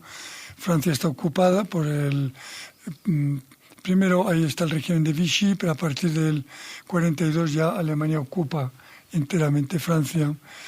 Y bueno, y ahí la verdad es que España dependió mucho de suministros de aliados, sí.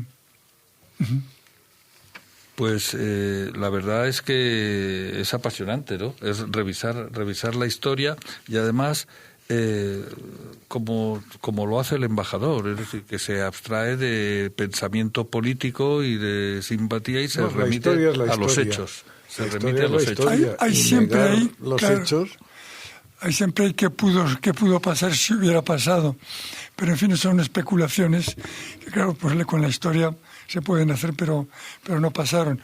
¿Qué hubiera ocurrido si en el año 40 se cierra Gibraltar, cuando todavía no había entrado en la guerra ni la Unión Soviética, ni Estados Unidos, ni Japón, ¿no? Que entraron efectivamente más tarde. Y luego, respecto al frente asiático, es decir, frente a Japón, España fue siempre neutral, salvo un poquito antes de acabar la guerra, en el año 45, en que España le declara la guerra a Japón por las barbaridades que había hecho Japón con los españoles que estaban en Filipinas, cuando la ocupación de Filipinas. Algunos lo vieron como un poco un oportunismo, ¿no?, de viendo que la guerra... Quizás precisamente por la misma presión de Estados Unidos. Sin duda, aquí hubo dos embajadores en España que los dos escribieron memorias. Uno es el embajador inglés, que es Ward, y este señor llega en el año 40. Y escribe muchas cosas bastante interesantes. Se encuentra con Franco y, bueno, luego te daré, si quieres, una cita de la primera entrevista que tiene con Franco. Y luego, a partir del año 42, llega, que también era una personalidad bastante marcada, un embajador americano, ¿no?, que también escribe memorias, Carlton Hayes, y dice cosas bastante interesantes. Y sin duda, claro, el objetivo era, primero, que España no entrara en la guerra y, segundo, presionar a España para que no hiciera ciertas cosas. Por ejemplo, la venta de wolframio a Alemania. España es un país productor de wolframio, también era Portugal, vendía en Alemania. Hay que decir, ¿no?, que el wolframio era un componente para hacer el hierro más... Para hacer el acero que necesitaba Alemania, claro. Y necesitaba necesariamente el wolframio. Era una obtención cara de acero y, de hecho, muchos se enriquecieron en el noroeste de España, se enriquecieron con los hallazgos de wolframio porque se fueron aumentando los precios y llegaron a conseguir verdaderas fortunas por la venta a Alemania del wolframio. Sí, señor. Ahí creo que lo he estudiado.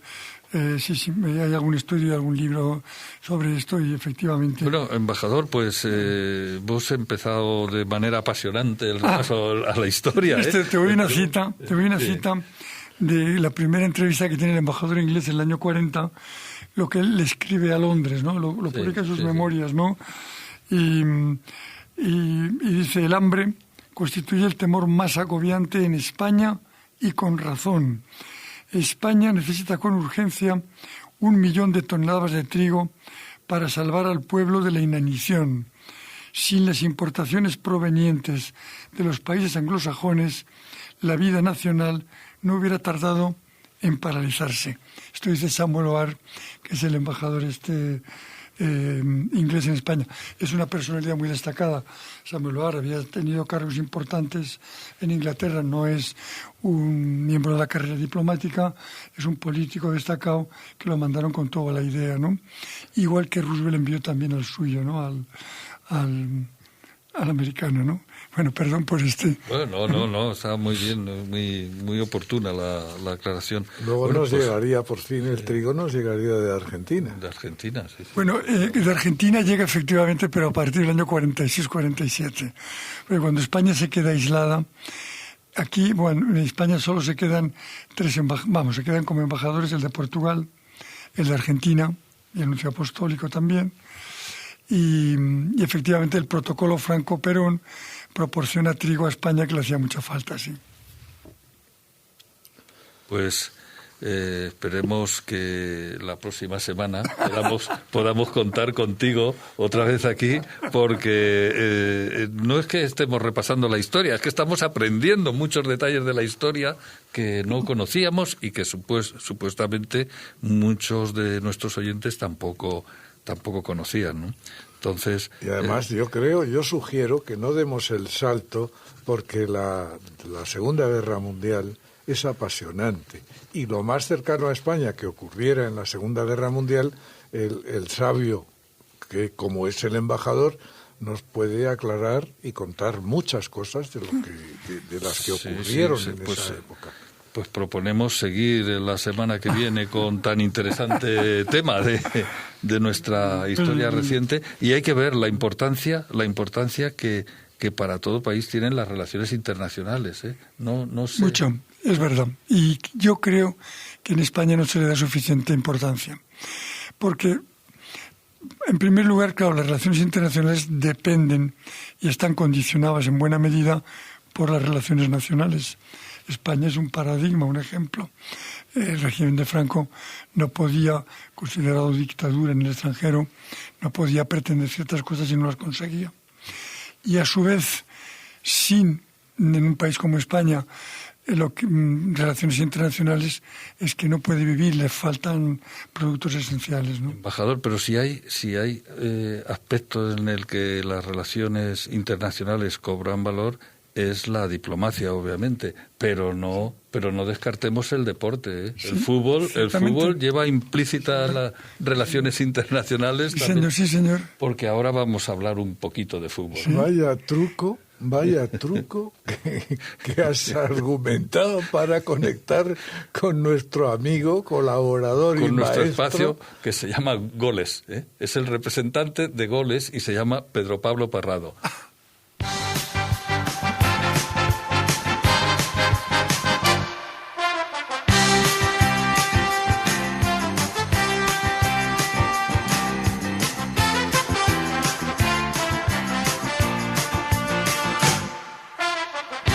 Buenas tardes, don Pedro. Aquí. ¿Cómo estamos, amigos? ¿Qué pasa, don Pedro? Me ha gusto escuchar al embajador, ¿eh? Me ha gusto escuchar porque efectivamente has metido ahí el calzador, hablando de la importancia que tuvo el fútbol en sus años de la dictadura de Franco, especialmente el Madrid de Bernabéu y luego Juan Antonio Samaranch. Hombre, que fueron dos embajadores sin ser diplomáticos, ¿eh? Lo mejor que tuvo el franquismo en esa época para abrir puertas, sobre todo con la Rusia, ¿eh?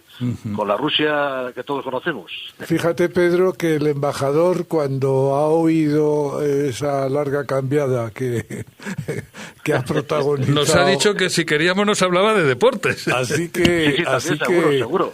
Me parece que está ducho en deportes, ¿eh? Bueno, pues puedes saludar al embajador que está aquí a nuestro lado. Si pues nada, envío un saludo con mucho gusto. ¿Cómo estamos, embajador? Pues encantado. Un placer saludarle. Pues muy bien. Bueno, decía yo que es muy importante el papel que jugó el Madrid y luego Juan Antonio Samaranch, que además fue presidente del Comité Olímpico Internacional con diferentes países del este sobre todo. Sí. Madrid fue el Real Madrid gana las 5 primeras Copas de Europa. Claro, Eso le dio una gran presencia internacional, no solamente al equipo, sino a España, ¿no? Y luego, pues un poco la emoción que sentían los españoles que estaban en Europa trabajando a veces en empleos, digamos, de mucho trabajo y de ver que un equipo español pues era el campeón de Europa, ¿no? Y luego, efectivamente, en la primera Copa de Europa, ya por países, España se retira antes de los cuartos de final porque le tocaba enfrentarse con la Unión Soviética. Ajá. Y sin embargo, en la segunda Eurocopa se presenta... Sí, 64. En el 64 y la gana en Madrid. Y fue la que se ganó el Bernabéu, sí señor. Sí señor, con el famoso gol de Marcelino. Gol de Marcelino. Lo sabe todo, lo sabe todo el embajador. Vaya par de enciclopedias que tenemos aquí. No he hablado yo del gol de Marcelino, digo Marcelino además. Marcelino es protagonista en muchos programas de gol, precisamente, ¿eh? Sí, muy protagonista, y Pereda también fue comentarista de goles, otro de los jugadores que estuvo en esa final del Bernabéu. Amancio también fue muy protagonista en ese partido. En fin, larga historia, embajador, larga historia. Sí. Y luego ya entramos en otro deporte mucho más, digamos, minoritario en España, que es el tenis, con Manuel Santana, que empieza a ganar los grandes campeonatos. Bueno, oye, pues hablando de relaciones internacionales, ¿qué pasa con Sergio Ramos en el Paris Saint-Germain? Bueno, vamos a empezar, si te parece, Juan Ángel. Va a comenzar el partido de España en pocos minutos ya, en Atenas, en el Estadio Olímpico. Faltan unos 10 minutos. Este va a ser el 11 inicial que va a poner en danza Luis Enrique. Te apunto: Unai Simón en la portería, Carvajal, Laporte, Íñigo Martínez Gallá en defensa. No juega Busquets en el centro del campo, le da descanso pensando en el partido del domingo en Sevilla. Juega Rodri, Coque, Gavi, uno de los chavales de la cantera del Barça, que está siendo titular en el equipo azulgrana y también con la selección. Y en ataque va a jugar con Sarabia, Morata y Raúl de Tomás. Curiosamente, 3 jugadores que han pertenecido al Madrid. Ya no están en el Madrid, pero como dice que Luis Enrique pasa bastante de los madridistas, pues en esta ocasión hay que decirlo, ¿no? Claro, Una tripleta, un tridente ofensivo tremendo, con Sarabia, Morata y Raúl de Tomás, con 2 delanteros centros claros, como son Morata y Raúl de Tomás. Yo creo que se va a ganar a Grecia. Hay muy poca gente en el estadio. Se hablaba de 20.000 espectadores que podían entrar o que han vendido localidades, pero al final estoy viendo una entrada muy tímida. Se hablaba de 40.000 y se queda esto tremendamente corto. Claro que Grecia tampoco va a hacer nada, pero lo importante es que, por ejemplo, en el partido adelantado que jugó Georgia contra Suecia, ganaron por 2-0, lo que esto posibilita que España, ganando ya a Grecia y con el empate en Sevilla frente a Suecia, tengan ya el pasaporte directo para el Mundial de Qatar. Bueno, pues a ver, esperemos que haya suerte, ¿no? Porque no solo es el entrenamiento, la suerte también tiene que acompañar. Hombre, la suerte es fundamental en el fútbol, no nos engañemos. Hay partidos donde se crean 1000 ocasiones y al final no se mete ni un gol. Y es sorprendente, ¿no? Pero por eso la suerte es fundamental. Bueno, me preguntabas, Sergio Ramos, Paris Saint-Germain, ¿qué pasa? Hombre, ha sorprendido la noticia que ha publicado el Equipe, que es uno de los diarios deportivos de referencia en Francia y en Europa, diciendo que yo creo que esto es para blanquear un poquito la situación anómala que está teniendo Sergio Ramos, lesionado todavía con el Paris Saint-Germain, ¿no? De que el contrato que tiene son 2 años, pero que va a cobrar 6 millones netos por temporada. Madre mía. El 50% de lo que cobraba en el Madrid que le ofreció la temporada. Él quería 2 y al final se va por lo mismo que le pagaba el Madrid hace un año, pero en 6 millones netos al año y sin prima de fichaje. Esto lo saca el PSG, hombre, me imagino para curarse un poquito de salud, pues saca, ¿no? Tal y como está el patio. Bueno, y hablando de dinero, una vez que pagaron lo de Xavi y el Barça, ¿eso cómo está? Bueno, el sargento ahí sigue, vamos, está haciendo una purga tremenda, también te lo digo. Y eso que es sargento todavía, el día que llegue a general ya me dirás. Bueno, Pedro, pues te agradecemos tu crónica de urgencia, de que sabes que siempre a partir de las 8:30 vamos un poquito acelerados, ¿no? Y es que ahora nos vamos al médico. Ahora nos vamos al médico. De estar con mi dúo dinámico favorito, sigue tranquilo, no hay problema. Tu dúo dinámico tiene gracia. Ahí estamos. Oye, señor, somos más jóvenes que el dúo dinámico, cuidado. Hombre, sí, afortunadamente sí. Según quién, según quién. Bueno, según quién, Don Mariano es ya está en la élite. Bueno, claro. Pero por lo menos nos queda el dinamismo, que algo es algo, ¿eh? Bueno, don Mariano está en la élite de los años. Aquí estamos el embajador y yo, que hemos conocido nacer al dúo dinámico. Bueno, y sobre todo siempre resistiremos. Eso está claro. Bueno, resistiremos. Pedro, un abrazo fuerte. Hasta luego. Gracias y al fútbol. No dejes que lo que te preocupe te domine. Radio Inter siempre te escucha.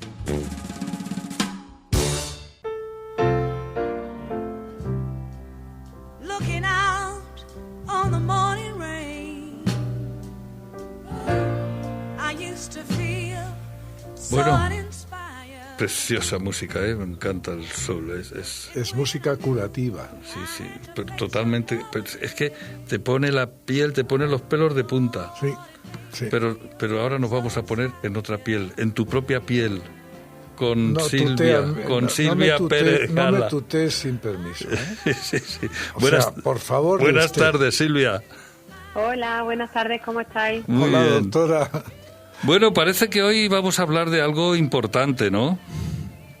Sí, yo creo que es importante porque no todo el mundo sabe qué factores de riesgo hay para tener un cáncer de piel.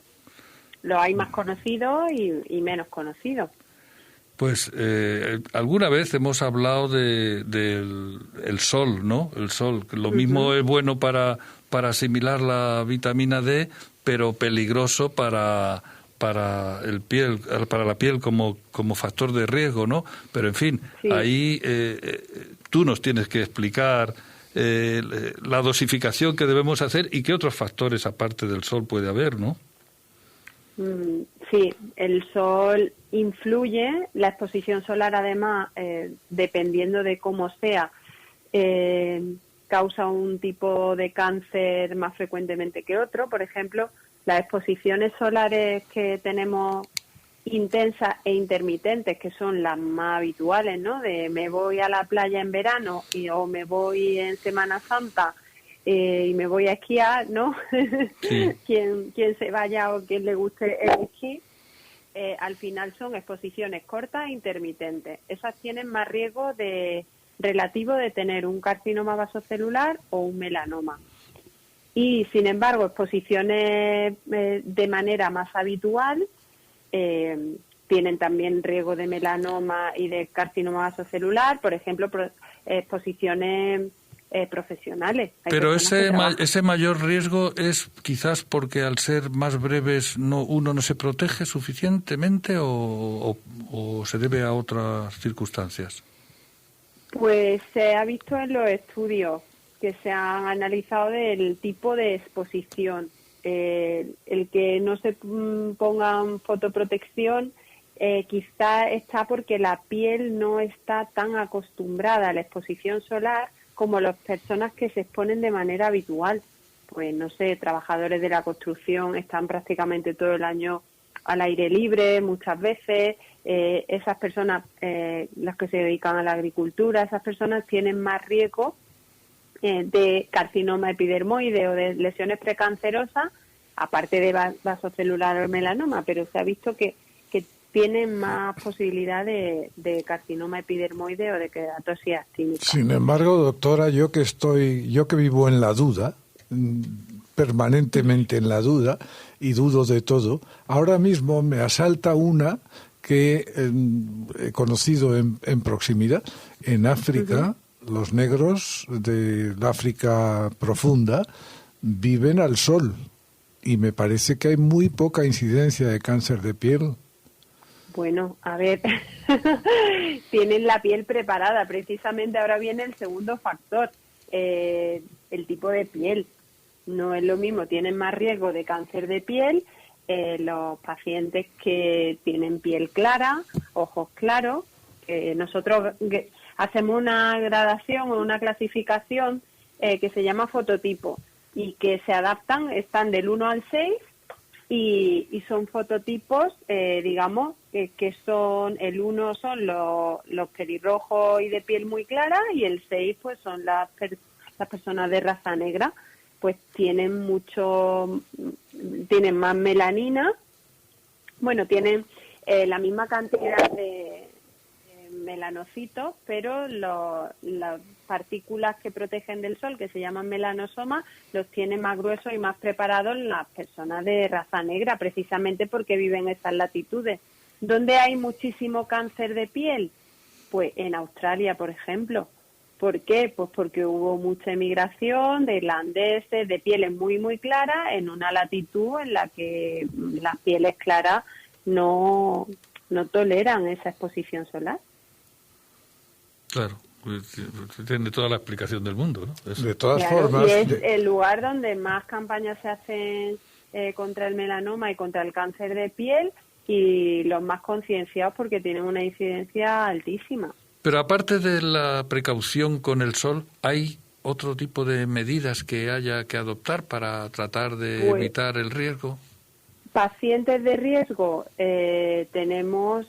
No, la exposición solar hay que evitarla pues de manera física, con fotoprotección, que a lo mejor algún día podemos hablar más de fotoprotectores en general y más particularmente también con fotoprotección oral, que podemos ayudarnos, pero otros factores de riesgo importantes, por ejemplo, son pacientes inmunosuprimidos, los pacientes con trasplantados, los pacientes con tratamiento inmunosupresor y que tienen las defensas bajas, tienen más riesgo de cáncer de piel, bastante más riesgo, también tienen que tener más cuidado.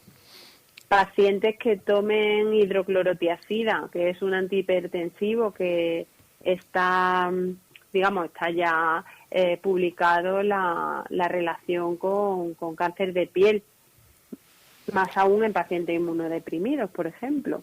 Yo tengo otra pregunta, doctora. He oído alguna vez, y no sé si es verdad o es un fake, como se dice ahora, que también la exposición a los rayos que refleja la luna llena a veces también inciden en la piel. Bueno, inciden en la piel, pero no, de momento que yo sepa, la relación con el cáncer de piel no está establecida. En el hombre lobo sí, en el hombre lobo parece que la luna tenía unos efectos bastante... Hombre, en las mareas, no sé, algo nos debe influir. Cuando influyen las mareas y nosotros tenemos un 60% de agua, ¿no?, en nuestra composición corporal, pues igual algo nos altera. Y bueno, hay quien una parte de ese agua es con whisky, o sea, cuidado. Es que a mí me lo comentó esto una belleza de raza negra, una mujer bellísima de raza negra, y me dijo que tanto la luna, en muy pequeña medida, como el sol, a las personas de raza negra también les aumentaba el color de la piel. Eso de la luna se lo debió decir el hechicero. Un día os contaré cosas del hechicero, porque yo conocí un hechicero catalán en África Central. Un hechicero catalán. Pues yo que hechiceros catalanes conozco muchísimos, No, pero vamos, coge el periódico. Pero este era hechicero en ejercicio y además era el hombre de confianza del presidente de la República. Así que era un hechicero con todas las de la ley africana. Bueno, Silvia, pues lo que decías de los fotoprotectores parece interesante para que un día abordemos ese asunto. Sí, y un día, por cierto, que yo tuve un antojo y me prometiste, doctora, hablar de los antojos. Es verdad, pues venga, la semana que viene. La semana que viene de los antojos. Se le ha antojado, sí. No va a ser que se le llene la cara de manchas. Es que justamente... Más manchas. Estuve la semana pasada en la reunión del grupo español de cirugía y oncología cutánea, entonces me parecía interesante hablar de los factores de riesgo de cáncer de piel y he dejado tu antojo para más tarde. Pero bueno, prometido. Bueno, doctora, pues esperamos con ansiedad, como siempre, como cada viernes, los sabios consejos de la doctora para nuestra piel. Muchas gracias, Silvia, por acompañarnos hoy una vez más. Hasta la semana próxima. Gracias. Hasta la semana que viene. Hasta Adiós. No dejes que lo que te preocupe te domine. Radio Inter siempre te escucha.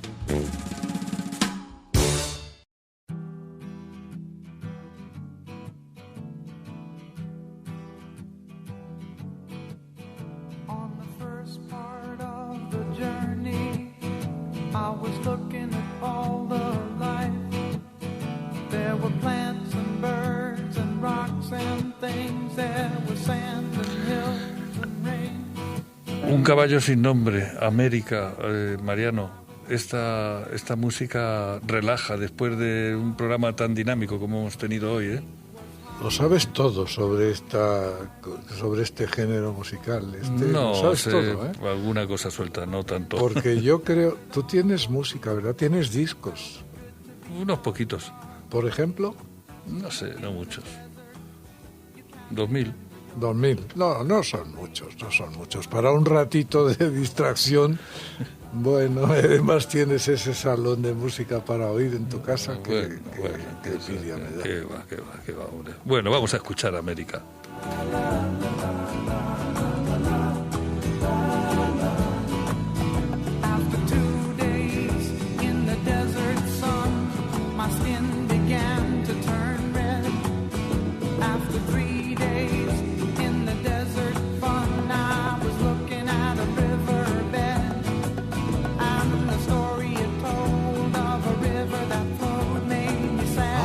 Ahora vamos a irnos hacia el sur. Vamos a despedir a nuestros oyentes primero, ¿eh? Claro, pero mientras nos vamos hacia el sur... A Sevilla. Con la poesía de Luisa María Payán, que nos lleva... Al Parque de María Luisa. Nada Parque menos. de María Luisa.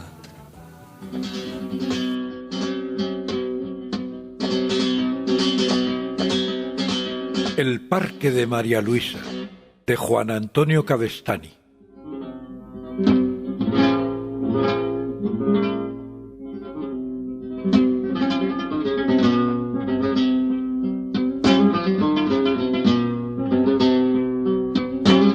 Escuche usted, amigo. ¿Ha estado usted en Sevilla? ¿Ha visto usted el Parque de María Luisa? ¿Que no lo conoce? ¿Que no ha estado usted allí? Pues usted no sabe lo que es un jardín. No, señor, no lo sabe usted. Se lo digo yo. El parque, el paraíso, está a la orilla del río Majunca y Mascañí, que hizo Dios para lucirse haciendo río. El Guadalquivir, el río de la Gracia y del Salero, que en eso da lesiones hasta el mar, porque el mar es más grande, tiene más agua, pero menos sal. Un cachito de tierra, un cachito de gloria, se puso a echar flores, se puso a echar rosas, claveles y azares, y nardos y aromas. Vamos, que las plantas se volvieron locas. Y salió aquel parque. ¡Ay, Jesús, qué cosa! Como para regalo de una reina mora o para que los ángeles tuvieran alfombra. Un mantón de Manila con 1000 bordados, donde los pajarillos no son pintados, sino de veras. Hay ruiseñor que canta por petenera. Un mantón que deslumbra con su reflejo, donde las rosas nacen entre azulejos. Y por hermosa, también corren las fuentes sobre las rosas. ¿Quién bordó este pañuelo de pedrería? Ersó bendito de Andalucía. Pañuelo moro, al que le dio por fleco sus rayos de oro. En fin, que es un parque neto, serrano, andaluz, con hechura, juncal, gitano, la maravilla, el pañolón de flores de mi Sevilla. Pues mire usted una cosa que no va a creer. Ese jardinillo lo hizo un francés.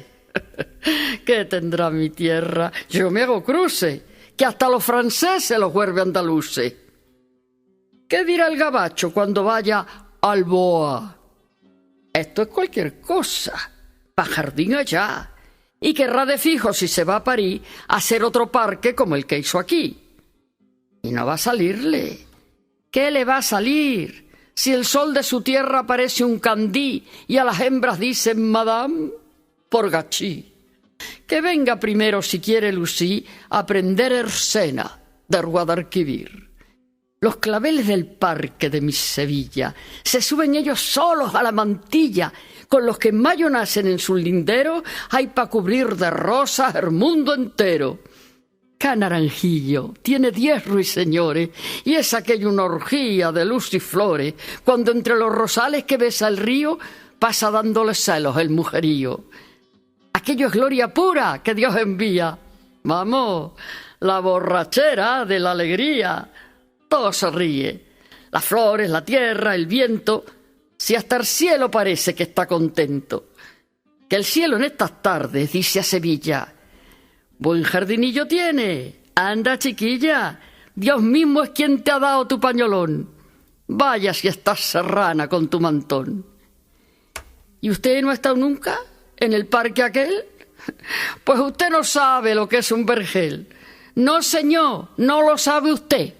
Se lo digo yo.